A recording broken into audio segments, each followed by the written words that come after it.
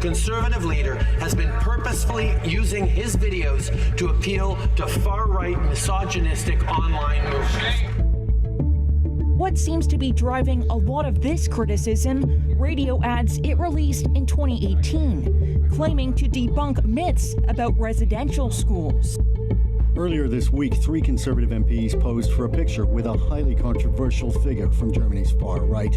Colin Carey, Leslyn Lewis, and Dean Allison met Christine Anderson from the Alternative for Germany party. I just want to begin by saying how frustrating it is to see that the Conservative Party, fully supported by Pierre Poilievre, is reopening the debate on abortion and going after a woman's right to choose. This isn't actually the first time that the Conservative leader has taken a problematic photograph with people. And when politicians stand with people like this, what kind of message does it send? Well, Conservative leader Pierre Poilievre has been hitting the summer barbecue circuit with rhetoric around debunked claims that the World Economic Forum is attempting to impose its agenda on sovereign governments.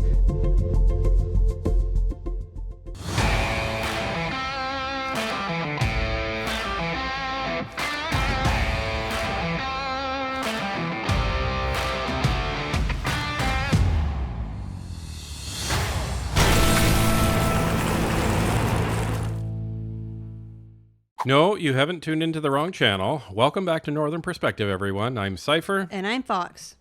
We're sorry to subject you to that disinformation right off the bat, but we felt it was necessary for you to see it in full before we got talking. This is the Liberals' new attack ad released last week in both English and French that takes aim at Conservative leader Pierre Poilievre and his alleged quote-unquote indiscretions over the last year.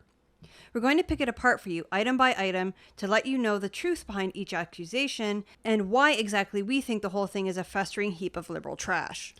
Before we get to that, help us keep this channel growing strong by hitting that like button to help us push this out to more viewers, and subscribe to the channel so you are notified of our next episode. If you would like to support the channel, please check out the description of this video for more details. Now let's get into it. Pierre Poilievre's YouTube channel included hidden misogynistic tag to promote videos. Some of you may or may not remember this. This was brought up in question period by Trudeau and some of his liberal buddies. And it was based on some of the new videos that Pierre was putting out on his YouTube channel as he was really starting to ramp up his social media, because he was the only one really in politics that was doing so. So on some of his videos initially, they were using the MGTOW type of tags that YouTube creators sometimes use to try and show YouTube what type of audience that they're trying to actually target. So the Liberals were essentially trying to say that Pierre was intentionally trying to target far-right, types of groups and pander to them. Meanwhile, you know darn well that Pierre isn't sitting at a computer uploading YouTube videos and selecting descriptions and tags and the rest of it, like we do. He has staff to do that, and these staff are probably students, interns, people just to do the administrative grunt work. So that's the first part. The second thing is, and we see this on our end as YouTube creators, that there are plugins you can get for your browser that will suggest tags to you based on the tags you've already chosen. So for example, we might toss in the conservative tag, and maybe it does suggest a MGTOW tag to us. If you've got a staffer or an intern who maybe doesn't know what that means, maybe they just select all the suggested tags and that ends up in the video and they have no idea really what it is. The other thing what creators will do, and my guess is this is exactly what these staffers did, is you go to another video that you think is going to be similar to the audience that you want, and you just copy everything from their description, which includes the tags, and you paste it into yours and you hit send. So they probably didn't even know all of the tags that they were selecting. Buried in there could have been MGTOW, but you know what? Who cares? This was a nothing burger that had really nothing to do with Pierre. It's an example of trying to demonize Pierre for something that one of his staff did. You want to talk about demonizing people for what their staff did? Let's talk about Marco Mendicino. Oh, wait. Right. He's no longer the Minister of Health and Safety, is he? Because he doesn't even know what's going on in his own department. Well, and further to that, as soon as Pierre found out his staffers were instructed to go in and remove all the tags, and then they did an internal investigation. They were not able to identify the individual or individuals who may have added the tags because there were so many staffers in the last 4 years that had access to this YouTube channel, so they couldn't pinpoint a specific person because they were all sharing the same account. It's like how Cypher and I share an account. The only reason you guys know who's talking to you, whether it's Cypher or me, is because I like to put the little fox in there so you guys know. But point being that so many people had access to this account, it could have been anyone. It could have been a mistake. We have no idea. So again, the Liberals are just making this out to be something that it's not. Polyev delivers speech to a group criticized for residential school denialism. So, this was an interesting one. We did a bit of research on it. And again, the truth is much more interesting than the Liberals and the CBC would like you to believe. So, this all came out because of a CBC article that did a story on a specific group.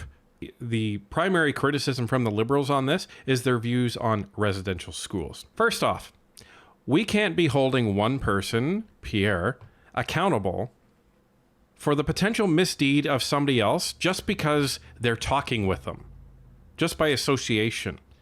Because if that were the case, every family member of a convicted felon would then have to be guilty because they were associated with the family member that actually committed the crime, which is undeniably and universally agreed upon to be unjust, except under specific circumstances where they knew before a crime were to take place or they knew after the crime took place and didn't do anything about it. Polyev's spokesperson said as much. They said that Polyev and his appearance doesn't mean he endorses, quote, the views of everyone who has ever worked for the group, end quote. The CBC criticized this group for their views on the media's perpetuation of a narrative about residential schools. In the CBC article, they quote a single sentence out of a 5-page article that we both read, by the way. And this quote not only criticizes the residential school system, but it acknowledges that terrible events did happen. So it completely goes against this narrative of the fact that they're denying that residential schools had these atrocities that actually happened. And lastly, the article that was written, this 5-page article, goes on to criticize the mainstream media for sensationalizing certain crimes that are often mentioned and failing to look deeper as the root cause of the current problems with the Indigenous community, which it attributes to current governments and their failure to properly fund education for Indigenous people, failure to adhere to treaties with Indigenous people, and failure with various other policy decisions that have had a sustained and detrimental impact on the Indigenous community at large. So the article is actually very critical of the mainstream media and the government in saying that, look, you can't just blame all of this on residential schools. Yeah, there were some bad things that happened, but it didn't happen in the scope that you're implying that it did. There was some good that came out of it, but that is very, very much to the detriment of Indigenous communities to just say that's the only problem they have, and the current governments have no responsibility for the current challenges that the Indigenous communities have. That sounds like a much more complete picture of what is actually going on with the Indigenous communities, and it doesn't let the current governments off the hook. But apparently, that's residential denialism. Justin Trudeau rips Conservatives over Tory MPs meeting with known extremist. So this occurred when Ontario MPs Leslyn Lewis, Dean Allison, and Colin Carey met with Christine Anderson from Germany. Anderson is accused of downplaying World War II German crimes, we'll put it that way, opposing immigration and anti-Muslim ideology. She came to Canada as part of a tour organized by supporters of the Freedom Convoy and met with these 3 MPs. I think everyone can agree that what happened in Germany in World War II was terrible, and it's something that should be permanently enshrined in the history books and is something that we remember so that we never let that sort of thing happen again. You know, like the seeds that we already see Trudeau and his regime putting into Canada. They're eerily similar to what was happening leading up to World War II.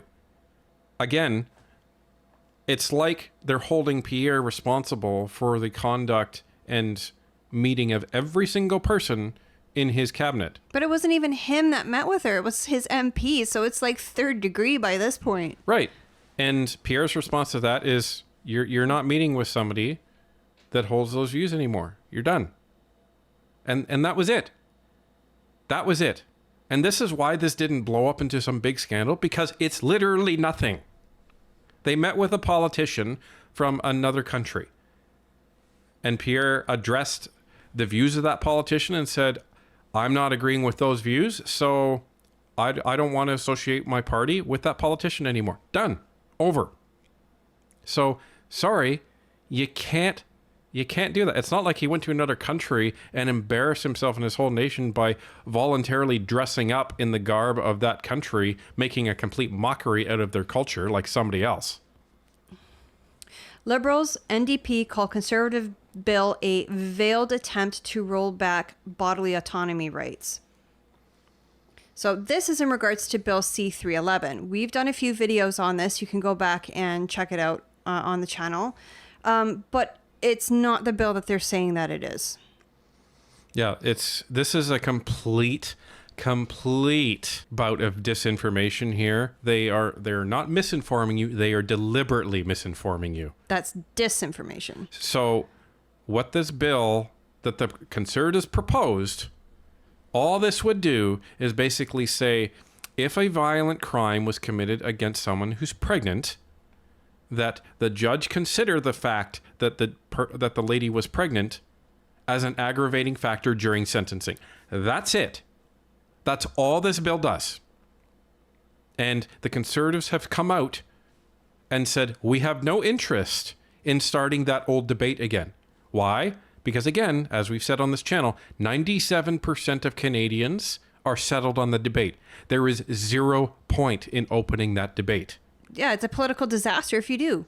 Well, and the will of the vast majority of Canadians, the overwhelming, almost complete majority of Canadians, has settled it. So there's no point in talking about it. Well, and the Liberals, again, they're taking a nothing burger and trying to make it something.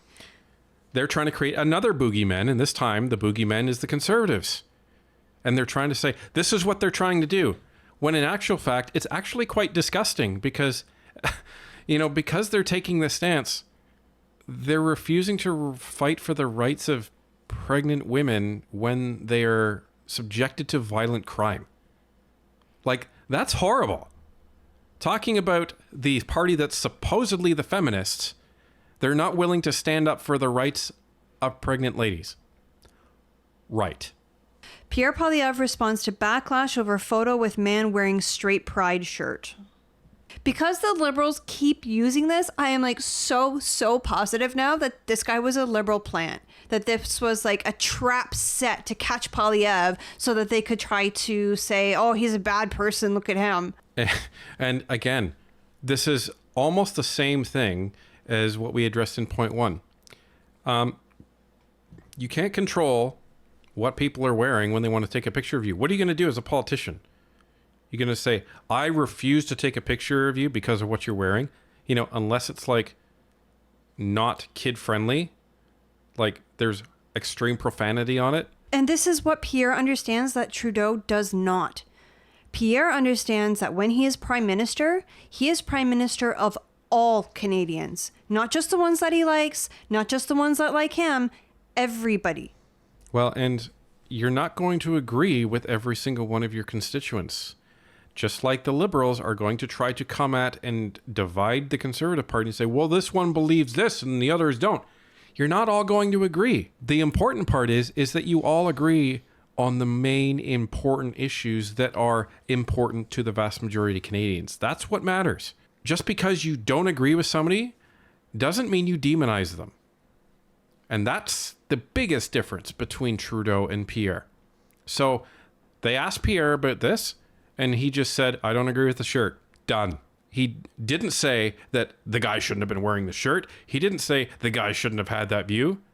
Why didn't he say that? Because we've heard Pierre say this time and time again, he believes in free speech. So he believes in that guy's right to wear that shirt, plant or no plant. So he handled that perfectly. Poilievre's Conservative Party embracing language of mainstream conspiracy theories. So this all circulates around the fact that Pierre has been saying repeatedly that he's going to be banning his cabinet and his party from attending the World Economic Forum in Davos. Why? Because we don't need a group of world elitists telling us how to run our country and telling us how to run our economy. We have Canadians to tell us how to do that. That's the simplest way to put it. We don't need to give the impression that our leaders and our government are in the pocket of elitists around the globe. We don't need that. What do we need? We need our leaders in Canada focusing on Canadian issues and focusing on the welfare of Canadian lives, because things are hard right now. And Pierre understands that. And a trip to Davos is tens of thousands of dollars. And all that carbon. It's unnecessary. We don't need to go to Davos to figure out what the problems are in Canada. You know who you go to? Hardworking Canadians. You talk to them by knocking on doors. So over the summer, did Pierre and his team go out to Davos? Hell no. Where did they go? They went to the hardworking Canadians in as many communities around the country as they could. Pierre was on like the road trip from hell. He didn't stop the entire summer. He was always traveling and always meeting with people.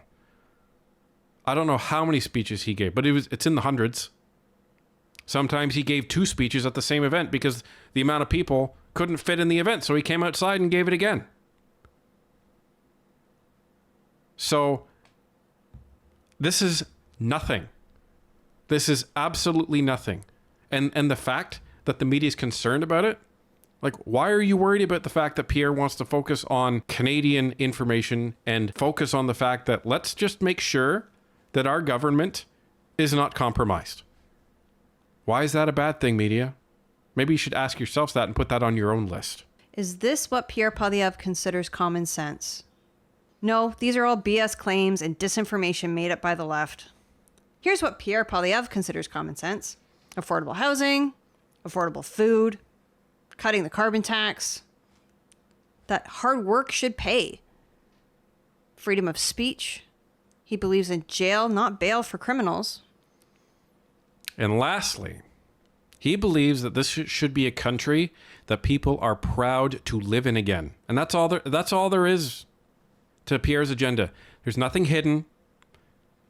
He just sees how broken the country is, and he's trying to fix it. We've been doing our part. You've been doing your part. You can see it in the polls. We're into the last mile, folks. And we just got to remain focused, keep pushing, keep having those conversations, and get as many seats as possible to make it as easy as possible to pass this legislation so that we don't get bogged down in parliamentary debate with whoever the opposition is going to be.